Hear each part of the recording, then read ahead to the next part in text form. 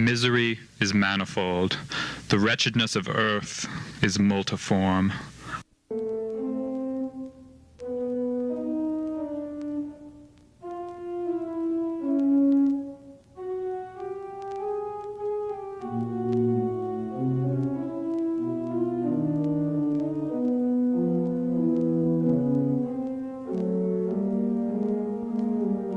My name is Aegeus.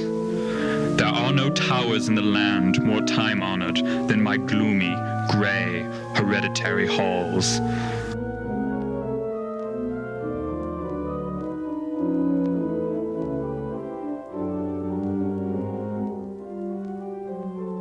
Our line has been called a race of visionaries, and in many striking particulars, in the character of the family mansion, in the frescoes of the chief's salon, in the gallery of antique painting, in the fashion of the library chamber, and lastly, in the very peculiar nature of the library's contents, there is more than sufficient evidence to warrant the belief.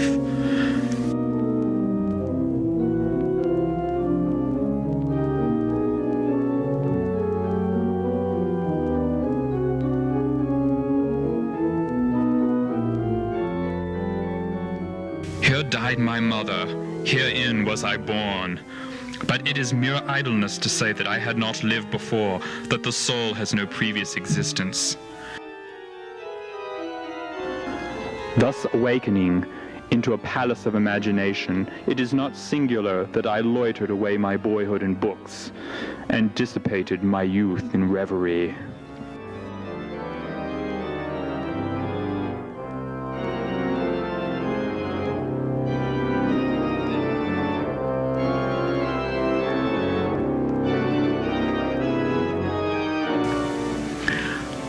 Berenice and I were cousins, and we grew up together in my paternal halls. Yet differently we grew. I, ill of health and buried in gloom, hers the ramble on the hillside, mine the studies of the cloister. Berenice! I call upon her name, Berenice! Ah, vividly is her image before me now. Oh, gorgeous, yet fantastic beauty. And then all is mystery and terror.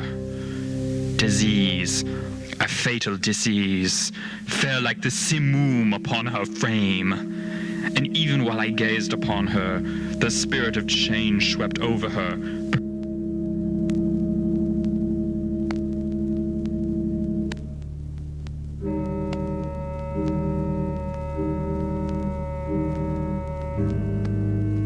Among the numerous train of maladies may be mentioned a species of epilepsy not unfrequently terminating in trance itself, trance very nearly resembling positive dissolution.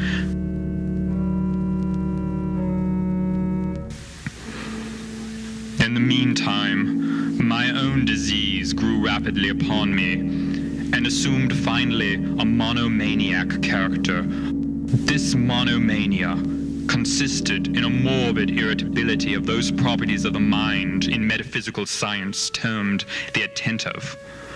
I fear that in no manner possible to convey to the mind an adequate idea of that nervous intensity of interest with which in my case the powers of meditation busied and buried themselves. In my case, the primary object was invariably frivolous. These meditations were never pleasurable.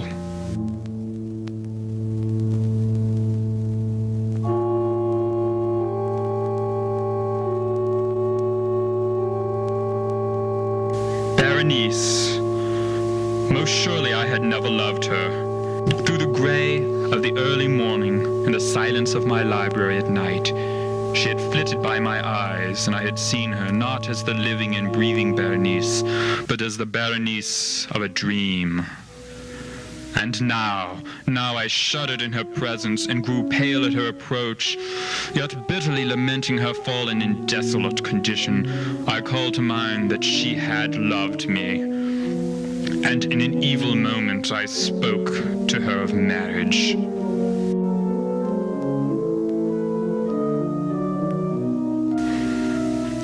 At length, the period of our nuptials was approaching, when I sat, as I thought, alone, in the inner apartment of the library. But uplifting my eyes, I saw that Berenice stood before me. She spoke no word, and I, not for worlds, could I have uttered a syllable. An icy chill ran through my frame. A sense of insufferable anxiety oppressed me. A consuming curiosity pervaded my soul. I remained with my eyes riveted upon her person. Alas, not one vestige of the former being lurked in any single line of the contour. My burning glances at length fell upon the face. Fantastic character with the reigning melancholy of the countenance. The eyes were lifeless and lustreless, and I shrank involuntarily from their glassy stare to the contemplation of the lips. They parted, and in a smile of peculiar meaning, the teeth of the changed Berenice disclosed themselves slowly to my view. Would to God that I had never beheld them, or that having done so I had died. The shutting of the door disturbed me, and looking up, I found that I was alone. But I could not drive away the white and ghastly spectrum of the teeth. That period of her smile had sufficed to brand in upon my memory. I saw them now even more unequivocally than I beheld them then. The teeth, they were here and there and everywhere and visibly and palpably before me, long, narrow, and excessively white, and the pale lips writhing about them as in the very moment of their first terrible development. Then came the full fury of my monomania, and I struggled in vain against its strange and irresistible influence. I had no thoughts but for the teeth. For these I longed with a frenzied desire. They became the essence of my mental life. I held them in every light. I turned them in every attitude. I surveyed their characteristics. I dwelt upon their peculiarities. I pondered upon their conformation. I mused upon the alteration of their nature. I shuddered as I assigned to them a sensitive, insentient power, a capability of moral expression. The teeth! Here was the idiotic thought that destroyed me. The teeth! I coveted them so madly, I felt that their possession alone could ever restore me to peace, and giving me back to reason. And the evening closed in upon me thus. And the mists of a second night were now gathering around, and still I sat motionless. At length there broke in upon my dreams a cry of horror. A servant told me that Berenice was no more.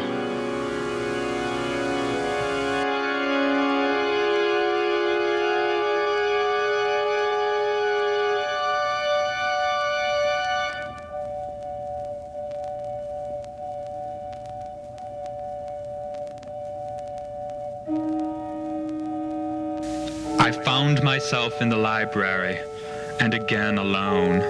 It seemed that I had newly awakened from a confused and exciting dream.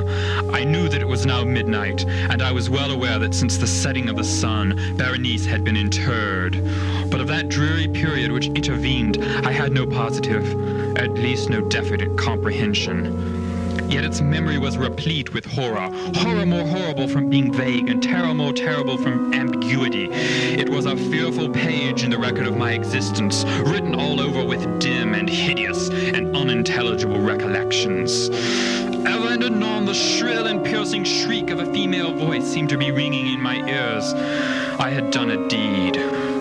What was it? On the table beside me lay a little box. How came it there upon my table? And why did I shudder in regarding it? Why did the hairs of my head erect themselves on end, and the blood of my body become congealed within my veins?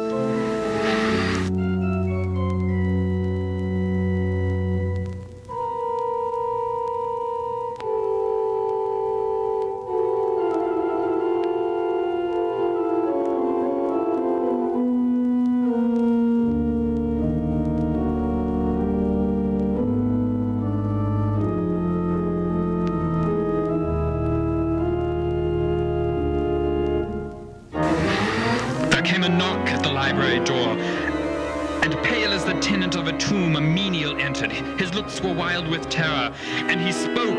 What said he? Some broken sentences, wild cries, disturbing the silence of the night. A search, a violated grave, a disfigured body, enshrouded, yet still breathing, still palpitating, still alive.